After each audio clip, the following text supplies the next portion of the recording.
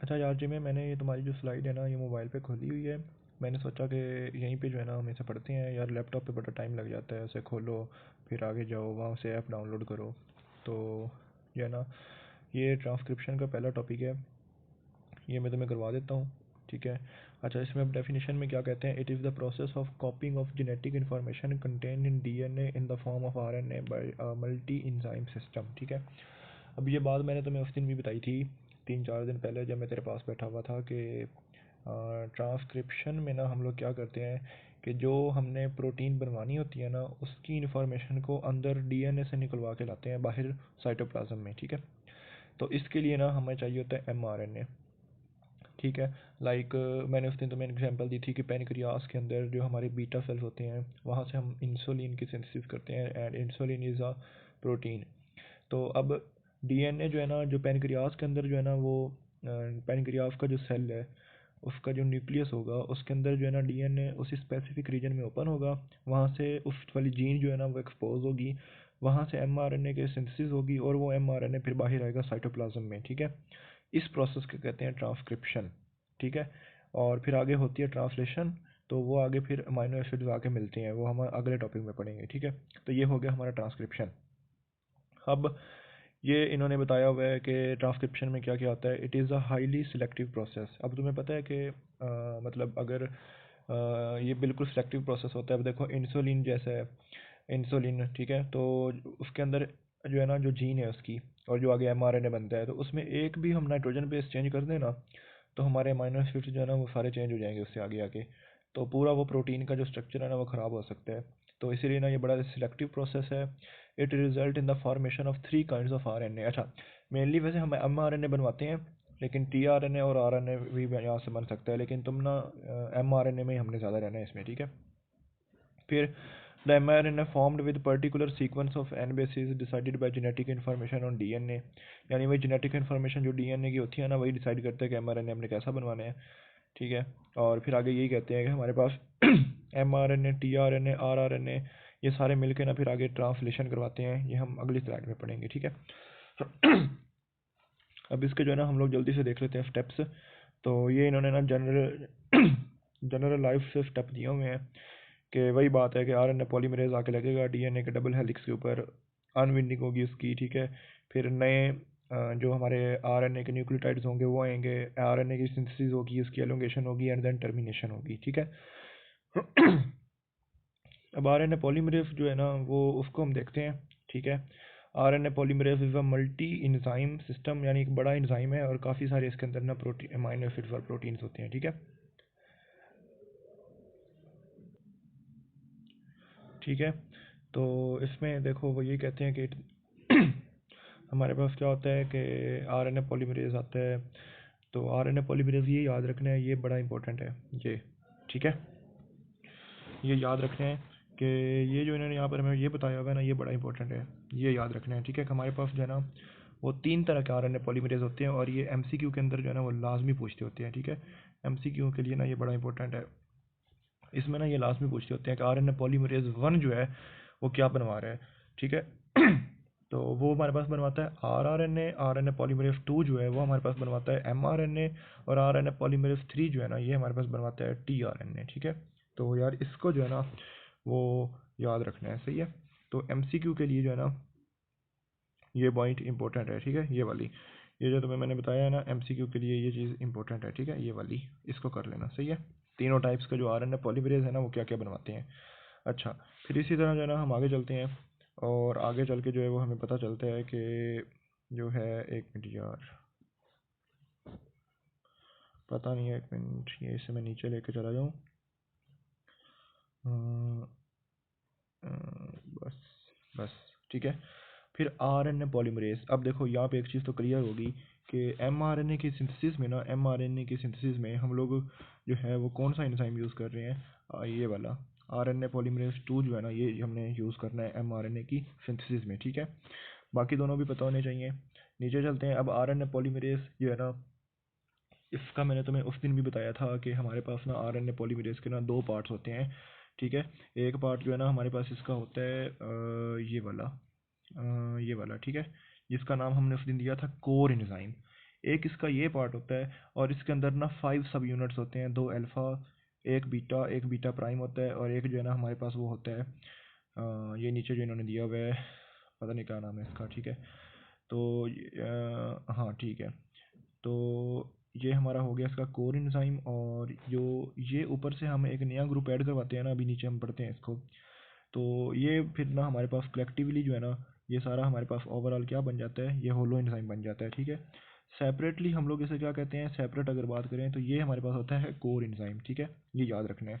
और जब हम लोग ऊपर ये ग्रुप ऐड करवाते हैं ना, तो हमारे पास ये ओवरऑल होलो एंजाइम बन जाता है। असल में यार ये उस दिन में मैंने तुम्हें बताया था कि ये जो हम लोग ऊपर सेपरेट ग्रुप ऐड करवाते हैं ना, ठीक है ना, ये हम इसलिए करवाते हैं कि ये वाला ग्रुप जो है ये हम इसलिए ऐड करवाते हैं ताकि ये बिल्कुल फंक्शनल हो जाए, जैसे कि को फैक्टर आके ऐड होता था, ठीक है। तो ये याद रखनी है चीज़। फिर आगे चलते हैं, और आगे जो है ना ये इन्हें क्या कहते हैं हमारे पास के, ये वही बताया हुआ है कि हमारे पास जो इसकी वो सिंथेसिस है ना mRNA की, वो ये इस डायरेक्शन में होगी, ये डायरेक्शन याद रखनी है 5 प्राइम से 3 प्राइम, ठीक है, जैसे डीएनए की रेप्लिकेशन भी इसी डायरेक्शन में होती थी, सही है, ये चीज़ याद रखनी है। फिर उसके बाद ये क्या कहते हैं, हाँ इसको कहते होते हैं सिग्मा सब यूनिट, ठीक है।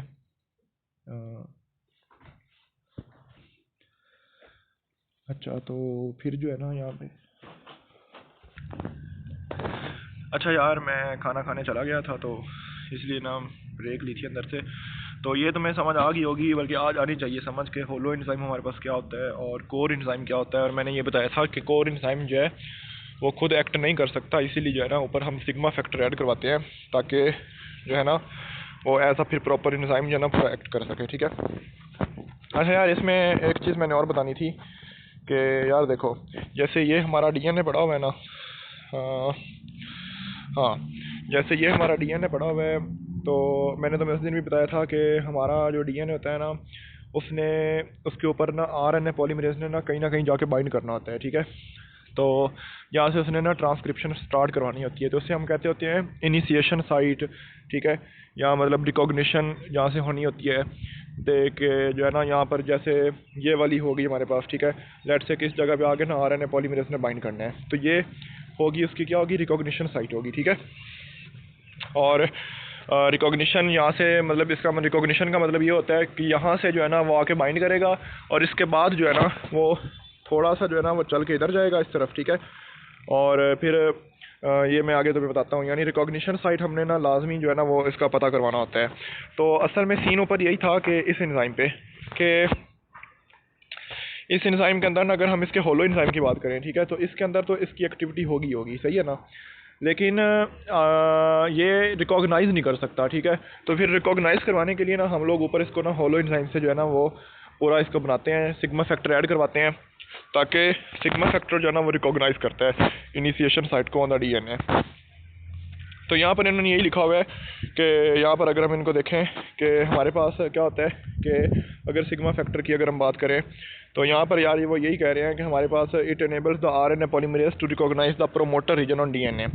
तो प्रोमोटर रीजन वो होता है डीएनए के ऊपर जहाँ से वही बात आ गई रिकॉग्निशन हमने करवानी होती है। तो सिग्मा फैक्टर सिर्फ ना वो कोर एंजाइम के पास इसलिए आके बाइंड करता है कि ताकि ना वहाँ से उसको प्रमोट करवा सके, जाके उसके साथ उसकी बाइंडिंग करवा सके डीएनए की इनिशिएशन साइट पे जहाँ पर हमने ट्रांसक्रिप्शन स्टार्ट करवानी है।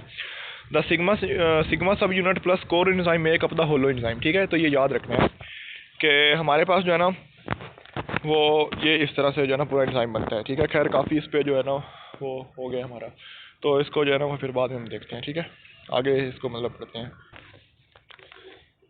अच्छा यार फिर हम इधर आते हैं, ठीक है, और अब ये क्या कहते हैं, transcription unit. Transcription unit extends from the promoter to terminator region and the product of process of transcription by RNA polymerase system primary transcript, ठीक है। यानी यही कह रहे हैं कि प्रोमोटर रीजन से स्टार्ट करके और जहाँ पर हमने इसकी टर्मिनेशन करवानी होती है ना, तो वो सारा रीजन जो है ना हमारा वो होता है ट्रांसक्रिप्शन यूनिट।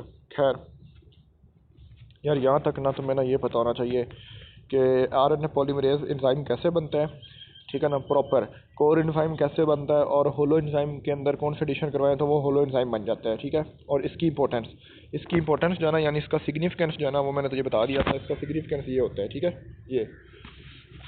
और इसके अलावा अगर देखा जाए तो हाँ, इसके अलावा ना तुम्हें ना ये पता होना चाहिए, ये वाला, ठीक है, ये पता होना चाहिए MCQs के लिए। नीचे चलते हैं। अब ना हमारा ये सही स्टार्ट होने लगा है। यहाँ से ना ट्रांसक्रिप्शन स्टार्ट होने लगी, यहाँ से बड़ा इंपॉर्टेंट स्टार्ट हो गया यार। अच्छा ये देखो, मैंने तुम्हें उस दिन भी बताया था कि हमारा जो है ना, लेट से कि ये स्टार्ट ऑफ ट्रांसक्रिप्शन यहाँ से होनी है, ठीक है। तो मैंने ये बोला था कि हम लोग ना यहाँ से जाते होते हैं लेफ़्ट की तरफ, ठीक है। तो जितनी बेसिस हम लेफ़्ट जाते हैं ना, उतना हम उसके साथ लगा देते होते हैं माइनस। अब यार यहाँ पे ना हमारे पास ना दो रीजन होते हैं, ठीक है। एक हमारे पास ना ये वाला रीजन होता है ये, ठीक है, इसे कहते हैं -35 सीक्वेंस। और यहाँ पर जो बेसिस होती हैं वो होती हैं TT गाका, सही है। और एक हमारे पास जो है ना रीजन जो है ना वो यहाँ पर ये वाला होता है, ठीक है। इसको कहते हैं -10 बेस, यानी कि ना दूसरा नाम इसका होता है प्रिन्बो बॉक्स। तो अब ये जो -35 वाला रीजन है ना, -35 वाला, ठीक है, यहाँ पर क्या सीन होता है कि यहाँ पर हमारी इनिशिएशन स्टार्ट होती है, ठीक है। यानी कि इस रीजन के ऊपर ना, इस रीजन में हमारे पास जो ये वाला रीजन है, यहाँ पर आके ना हमारा RNA पॉलीमरेज लगेगा, ठीक है। और फिर क्या करेगा यार, ये मेरी एक दफ़ा सारी डिस्क्रिप्शन सुन लो, फिर नीचे भी पढ़ लेते हैं, ठीक है। फिर क्या करेगा कि यहाँ पर आके वो लगता होता है -35 सीक्वेंस के ऊपर, ठीक है। फिर क्या होगा कि यहाँ से जो है ना वो मूव करता करता करता जो है ना राइट की तरफ आएगा इस रीजन पे, यानी -10 वाली जगह पे आ जाएगा, ठीक है। तो -10 वाली जगह पे आ गया RNA पॉलीमरेज। अभी ट्रांसक्रिप्शन स्टार्ट नहीं हुई, ये ट्रांसक्रिप्शन हमारी स्टार्ट होनी है यहाँ पर। ये जो ब्लू लाइन मैंने ये लगाई है ना, ये वर्टिकल, यहाँ से ऊपर मेंशन भी किया हुआ है कि स्टार्ट ऑफ ट्रांसक्रिप्शन यहाँ से होनी है, ठीक है। तो यहाँ पर हमारी जो है ना ट्रांसक्रिप्शन अभी स्टार्ट नहीं हुई, पहले हमने इसको बाइंड करवाया है एट -35 सीक्वेंस, ठीक है, RNA पॉलीमरेज को। फिर वो मूव करता करता -10 वाली जगह पे आया, जिसे हम प्रिन्बो बॉक्स कहते हैं, ठीक है। अब यार जब ये -10 वाली साइड पे पहुंचेगा ना, तो उसके बाद ये क्या करेगा कि हमारे पास जनाब यहाँ से इसने ओपन करवा देना है, जो इनिशिएशन जहाँ से होनी है ना, उससे आगे आगे ये जो DNA वाला अगला रीजन है ना, यहाँ से इसको करवा देगा अनविंडिंग, ठीक है। ताकि अब इससे आगे जो है ना हमारा वो mRNA जो है ना वो बनना स्टार्ट हो जाए, ठीक है। तो इसकी डिस्क्रिप्शन जो है ना मैं तुम्हें नीचे पढ़ा देता हूँ, ये कहानी याद रखनी है। मैं दोबारा जो है ना इसको रिपीट कर देता हूँ तुम्हारे साथ कि -35 सीक्वेंस पे आके RNA पॉलीमरेज लगेगा, फिर वो मूव करता करता -10 वाली जगह पे आएगा, ठीक है। -10 वाली जगह पे आके फिर जो है ना वो क्या करेगा कि वहाँ से जो है ना जब वो -10 वाली जगह पे आएगा प्रिन्बो बॉक्स वाली रीजन में, तो फिर आगे जो है ना वो जो अगला जो DNA का इनिशिएशन पॉइंट है, यानी जिसको हम 0 कंसिडर करते हैं, उससे आगे टुवर्ड्स राइट साइड पे जहाँ DNA की नहीं सारी क्या करवा देगा, अनविंडिंग करवा देगा। और mRNA जो है ना यहाँ से लेट से ये अंदर mRNA बनना स्टार्ट हो गया है, ठीक है। अब नीचे डिस्क्रिप्शन में जल्दी से इसको देख लेते हैं, ये क्या कहती हैं कि प्रोमोटर रीजन, ठीक है। तो प्रोमोटर रीजन मैंने तुम्हें बताया था कि it is the region of nucleotide sequence at the beginning of a stretch of DNA that is to be transcribed, ठीक है। यानी ये देखो कि यहाँ से हमने अपनी ट्रांसक्रिप्शन स्टार्ट करवानी है, तो इससे पहले पहले ना ये हमारा प्रोमोटर रीजन है सारा, ठीक है। यहाँ पर RNA पॉलीमरेज लगेगा और फिर थोड़ा सा मूव करता हुआ जो है ना वो आगे जाएगा। तो अब नेक्स्ट ये क्या कहते हैं कि हमारे पास हाँ, प्रोकैरियोटिक प्रोमोटर रीजन, वही बात आ गई कि एक हमारे पास होता है प्रिन्बो बॉक्स रीजन, ठीक है। एक हमारे पास क्या होता है, प्रिन्बो बॉक्स रीजन होता है, ये इन्होंने यहाँ पर लिखा हुआ है, ठीक है ना। तो प्रिन्बो बॉक्स हमारा ये वाला रीजन है, सही है, -10 वाली जगह पे जो आता है। और ये इन्होंने यहाँ पर यही लिखा हुआ है कि it is a stretch of 6 to 7 nucleotides situated about 10 nucleotides to left of initial base of DNA strand coding for mRNA molecule, ठीक है। वही बात आ गई कि लेट से यहाँ से अगर तुमने ना स्टार्ट करवानी है ना ट्रांसक्रिप्शन, तो उसके -10 जो है ना हम लेफ्ट जाते हैं। फिर दूसरा इसमें जो हमारे पास इन्होंने रीजन बताया हुआ है, वो यही बताया हुआ है कि हमारे पास जो दूसरा रीजन होता है ना वो ये है, ठीक है, -35 वाली सीक्वेंस जो है। तो इसमें यही इन्होंने लिखा हुआ है कि हमारे पास जो है इसे कहते हैं TT गाका, ठीक है। It is the second part of promoter region situated 35 nucleotide to the left of initial base of DNA strand coding for mRNA। ये सारी कहानी जो है ना ये मैंने तुम्हें ऊपर बता दी थी, ठीक है। यहाँ पर मैंने सारा जो है ना ये तुम्हें बता दिया था कि हमारे पास लेट से अगर ये वाली इनिशिएशन साइट है ना, तो ये -10 होगा, ठीक है। और इसी तरह जो है ना ये -35 होगा, ठीक है। और यहाँ पर RNA पॉलीमरेज लगेगा, फिर मूव करता हुआ इधर आएगा, और यहाँ पर जैसे ही पहुँचेगा ना, तो आगे ना यहाँ से जो DNA आगे पड़ा हुआ है, यहाँ से इसकी हो जाएगी अनविंडिंग, ठीक है। और यहाँ से जो है ना हमारे पास नया mRNA यहाँ से अंदर से बनना स्टार्ट हो जाएगा, ठीक है। ये याद रखना है। फिर नीचे चलते हैं। अच्छा अब जो यूकैरियोटिक प्रोमोटर रीजन होता है ना यार, उसका ये इतना इंपॉर्टेंट नहीं है, ठीक है। बाकी मैं तुम्हें इसका बता देता हूँ कि जैसे हमने अभी ऊपर प्रोकैरियोट्स के पढ़े हैं ना, दो रीजन्स होते हैं कि एक हमारे पास -35 पे होता है, एक -10 पे होता है। इसी तरह ना जो यूकैरियोटिक का DNA होता है ना, उसके ऊपर भी ना ऐसे ही प्रोमोटर रीजन्स होते हैं। ये बस नाम याद कर लेना, एक टी और टाटा होता है जिसका दूसरा नाम है हॉगनेस बॉक्स, ठीक है। और इसमें बस ये याद रख लेना कि हमारे पास जो है ना वो 25 बेसिस लेफ्ट होता है, ठीक है। और मज़ीद एक और होता है जिसे हम कहते हैं कैट बॉक्स, तो ये 70 to 80 न्यूक्लियोटाइड्स ना लेफ्ट होता है, यानी माइनस उसके साथ लग जाएगा, ठीक है। ये इन्होंने ना नीचे यहाँ पर हमें बताया भी होगा है कि ये देखो, ये हमारे पास जो है ना ये हो गया टाटा या हॉगनेस बॉक्स, यानी लेट से यहाँ से इनिशिएशन स्टार्ट करवानी है ना तो -25 इसमें भी हम इधर जाएंगे, ठीक है। और इसी तरह -70 to 80 अगर इधर जाएंगे ना तो हमारे पास आगे कार्ट बॉक्स आ जाएगा, ठीक है। इतना बस MCQ में एक आधा इसका पॉइंट पूछ सकते हैं, लेकिन आती प्रोकैरियोट्स की ट्रांसक्रिप्शन है, ठीक है। नीचे चलते हैं। अच्छा जी, फिर इन्होंने यही आगे हमें बताया हुआ है कि जो प्रोमोटर रीजन होता है ना उसके ऊपर आके हमारी प्रोमोटर बाइंडिंग ट्रांसक्रिप्शन फैक्टर रखते हैं, ठीक है, जहाँ से जो है ना हमारी क्या स्टार्ट होती है, ट्रांसक्रिप्शन जो है ना वो स्टार्ट होती है, ठीक है।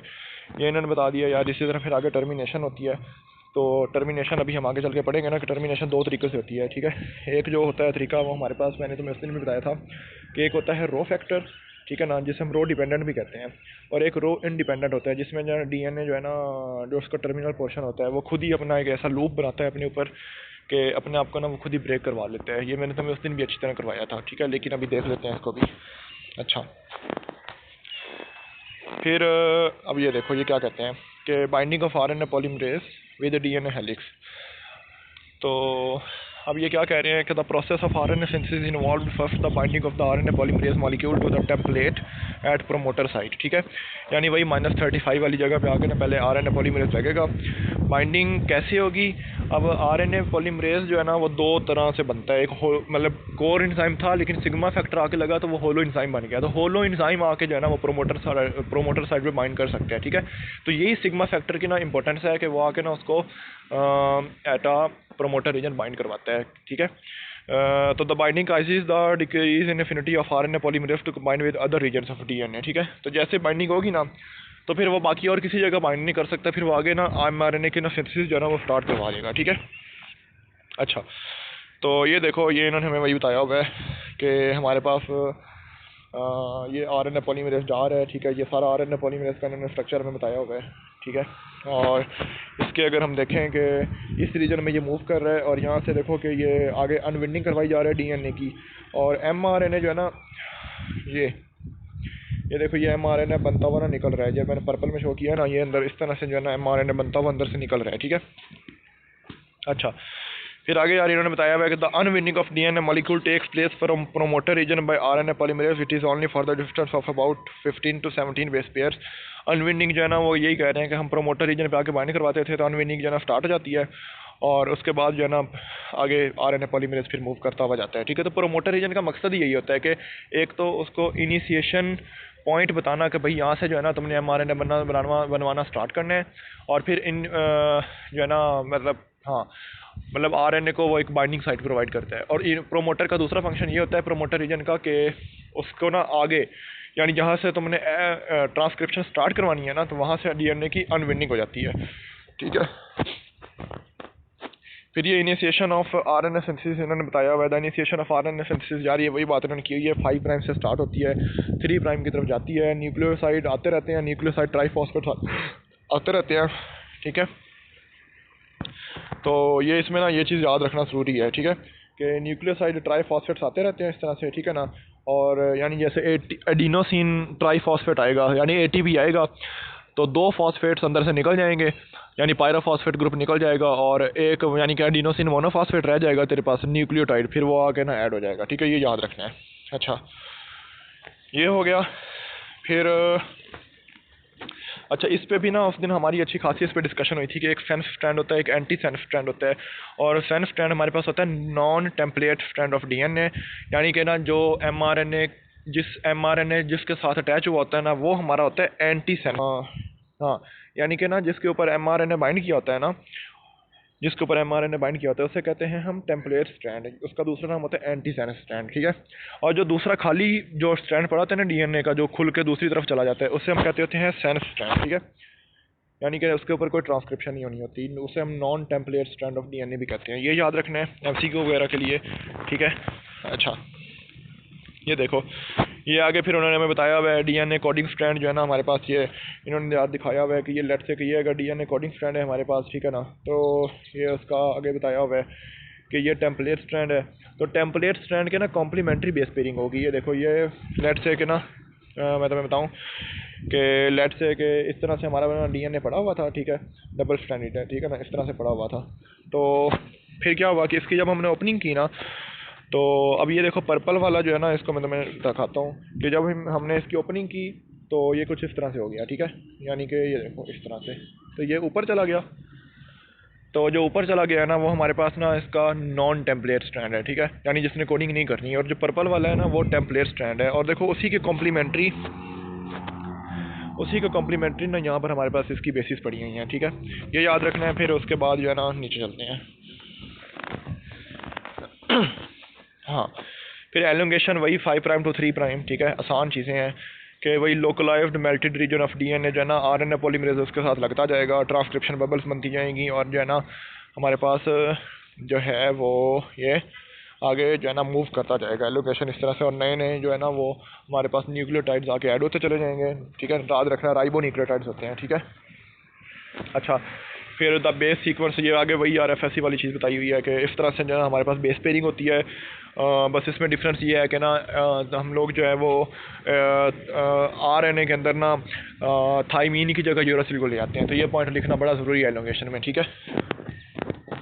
इसके अलावा यार फिर टर्मिनेशन, मैंने तो मैं उस दिन भी बताई थी कि टर्मिनेशन हम दो तरीक़ों से करवाते हैं कि या तो हमारे पास मतलब जब टर्मिनेशन रीच हो जाती है ना, जिस जगह पे टर्मिनेशन हमने करवानी है वो तो डिसाइड हो जाता है ना, यानी वो हमारी न्यूक्लियोटाइड वो जो बेसिस होती है ना नाइट्रोजन बेसिस की सीक्वेंस वही डिसाइड करती है। लेकिन अब हमने उसको तुड़वाना कैसे है, एमआरएनए जो ऊपर बना हुआ है जो डीएनए के साथ अभी अटैच है उसको हमने वहाँ से निकलवाना कैसे है। तो मैंने उस दिन भी इसके ना दो तरीके बताए थे। अच्छा, पहले पढ़ लें कि the termination of the process of transcription is signalled by a sequence in the template strand of DNA molecule. वही बात आ गई कि डीएनए के मॉलिक्यूल के ऊपर ही जो है ना वो सिग्नल आता है कि यहाँ से ना टर्मिनेशन करवा दो इसकी, ठीक है।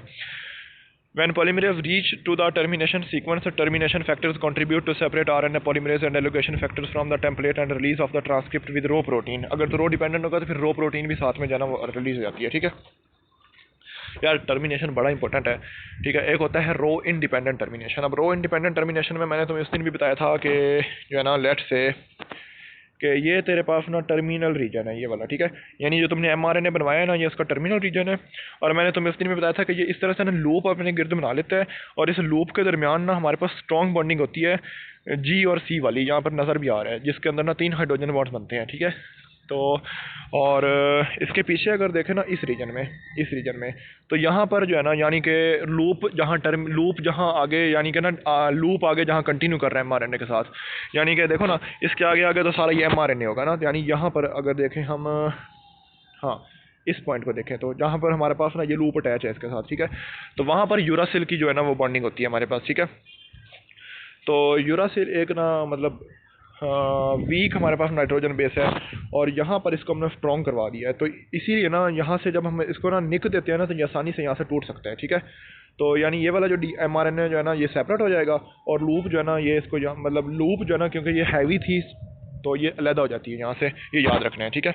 ऊपर इन्होंने सारा यही लिखा हुआ है, मैं तुम्हें पढ़ा देता हूँ कि it is carried by RNA polymerase by recognising the terminator region. अच्छा वही बात आ गई ना कि रो इंडिपेंडेंट है तो आरएनए पॉलीमरेज इसको खुद ही करवाएगा। कैसे करवाएगा कि अच्छा यार ये वाला वर्ड लिखना बड़ा ज़रूरी है, ये कि formation of stable hairpin, एक हेयर पिन की तरह वो लूप बनेगा, ठीक है। और फिर क्या कहते हैं कि which slow down the progress of RNA polymerase, ठीक है। लूप बनेगा वो आरएनए पॉलीमरेज को आगे नहीं जाने देगा। और हेयर पिन क्या करेगी कि ना वो अपनी बॉन्डिंग कुछ इस तरह से करती है कि जी और सी वाली करेगी near the base of the stem और पीछे जो है ना हमारे पास कौन सी होगी यू वाली होगी, ठीक है ना। बेशक ये तुम उधर बना भी देना इसको। तो उस वजह से ना हमारे पास क्योंकि यू ए वाली जो बॉन्डिंग होती है वो वीक होती है और जी सी वाली स्ट्रॉन्ग होती है तो हमारे पास ना यहाँ से आसानी से जो है ना वो आ जाती होती है निक। यानी निक का मतलब होता है कि ब्रेक इंट्रोड्यूस जो है ना वो यहाँ से आसानी से ब्रेक जो है ना वो इंट्रोड्यूस हो जाता है इस जगह से, ठीक है। ये देखो वही बात की, ये स्ट्रॉन्ग वाली है, ठीक है, ये तेरे पास हेयर पिन बनी हुई है इस तरह से, तो ये स्ट्रॉन्ग वाली बॉन्डिंग होगी जी और सी के दरमियान और ये पीछे वीक होती है, सही है, ये याद रखना है। फिर होती है रो डिपेंडेंट। यार रो डिपेंडेंट में ना मैं यहाँ पे डायग्राम भी बना देता हूँ तुम्हें कि इसमें कुछ इस तरह से होता था कि लेट से कि जो है ना ये mRNA पड़ा हुआ है तुम्हारा, ठीक है, और ये DNA पड़ा हुआ है जिसके ऊपर ना इसने ट्रांसक्राइब हुआ है जिसके ऊपर, ठीक है। तो होता ये है यार कि ना लेट से कि ना ये तुम्हारे पास ना 5 प्राइम एंड है mRNA का, ठीक है। तो तुम्हारी जो रो प्रोटीन है ना वो यहाँ पर पहले अटैच होगी इसके ना 5 प्राइम एंड पे, ठीक है। तो इसके ऊपर ना ATP की एक्टिविटी होती है, तो ना ये ना मूव करता हुआ ना जो तेरा ये रो प्रोटीन है ये मूव करता हुआ इधर आ जाएगा जहाँ टर्मिनेशन साइट होगी, ठीक है। यानी कि ना इसको हमने करवाया मूव, और मूव करवाते करवाते ना हम इसको ले गए किधर, उसी जगह पे ले आए हैं, ठीक है। यानी कि सॉरी, हाँ, यानी कि ना इसको हम ले आए हैं, ये mRNA था, ठीक है, यानी रो प्रोटीन को ना यहाँ ले आए हैं, ठीक है। और ये देखो ये उसी तरह ना DNA के साथ अटैच है, ठीक है। तो जब रो प्रोटीन यहाँ पर आके ना इसके साथ अटैच हो जाती है ना एंड पे आके टर्मिनेशन साइड पे, तो ये क्या करती है कि यहाँ से ना DNA और RNA को खुद ही सेपरेट करवा देती है, ठीक है। तो एक इसकी टर्मिनेशन इस तरह से होती है, यानी हमने ना यहाँ पर RNA को ना सेपरेट mRNA को सेपरेट करवाना होता है फ्रॉम DNA, ठीक है। और इसके अलावा यार आगे पोस्ट ट्रांसलेशनल मॉडिफिकेशन है, उसमें मैंने तुम्हें भी बताया था कि एक होता है स्प्लाइसिंग। अब स्प्लाइसिंग में ना यार कुछ इस तरह से ना सीन होता है स्प्लाइसिंग में कि हमारे पास ना ये और ये, ठीक है, और ये, ठीक है ना।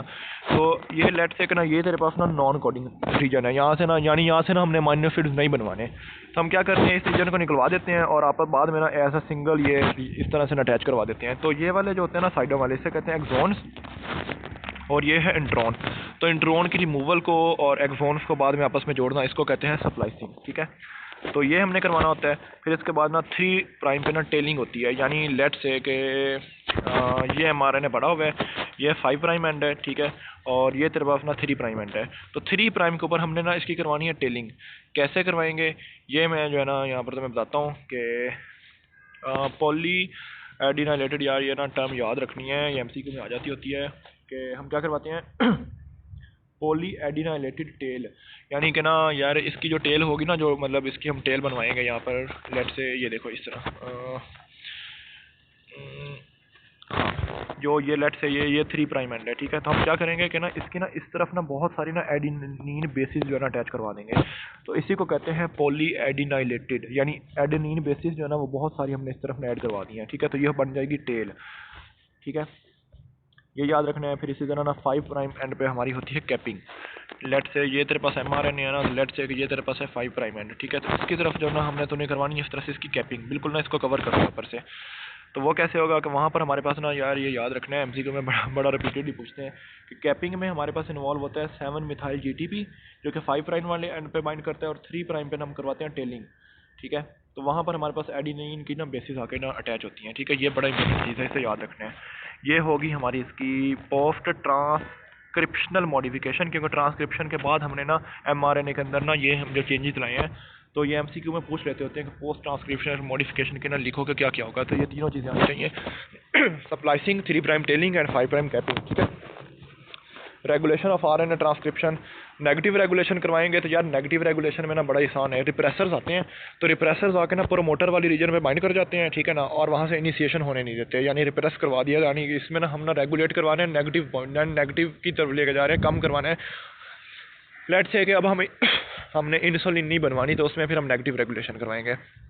और पॉजिटिव रेगुलेशन में क्या होता है, एक्टिवेटर आगे लगता है, प्रोमोटर को एक्टिवेट कर देगा, और उसमें हम जो है ना उसकी पॉजिटिव रेगुलेशन करवाते हैं। अच्छा यार मशहूद ये स्लाइड थोड़ी लंबी हो गई थी क्योंकि इसमें ना मैंने ब्रेक भी काफ़ी नहीं है और मैं लंच भी करने चला गया था, इसको ना ब्रेक पे लगा के तो रिज्यूम किया फिर मैंने, और वो कोर इंजाइम वाला थोड़ा ज़्यादा लेंथी हो गया था, तो इसको अच्छी तरह सुन ले।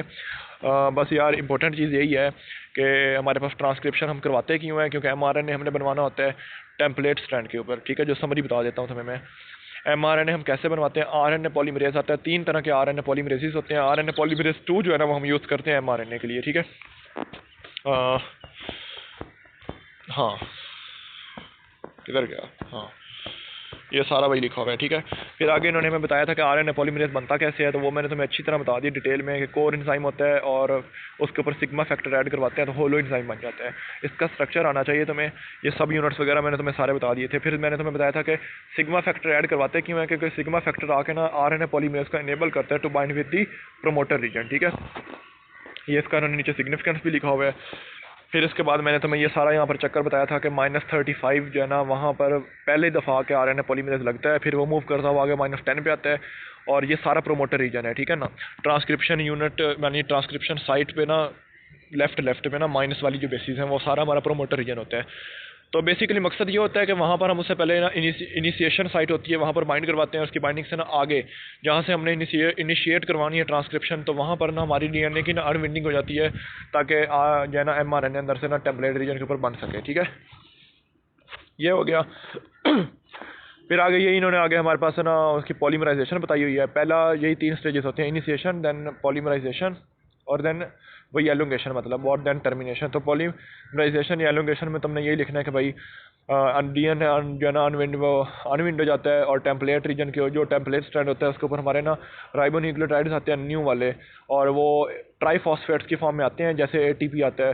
तो पायरोफॉस्फेट रिलीज हो जाता है, 2 फॉस्फेट्स निकल जाते होते हैं, और AMP जो है ना वो आगे फिर बाइंड करता है, यानी सिंगल मोनोफॉस्फेट जो न्यूक्लियोटाइड्स होते हैं वो बाइंड करते चले जाते हैं, और RNA पॉलीमरेज ही इनको बाइंड करवाते हैं, ठीक है। फिर उसके बाद नीचे इन्होंने यही दिया हुआ था कि हमारे पास टेम्पलेट स्टैंड वगैरह का इन्होंने बताया हुआ था, और इस तरह से हमने इसको यहाँ पर एंड कर, और बस ये आगे इन्होंने बेसिस वगैरह बताई हुई हैं, और टर्मिनेशन इसकी बड़ी इंपॉर्टेंट है, ये बताई हुई है, and then post transcriptional modification, ये इनहिबिटर्स बताए हुए हैं। तो ये तो रट्टा ही है, इनको तो देख लें कि कौन सी चीज़ किधर जाके ब्लॉक करवाती है, ठीक है। बस ख़त्म।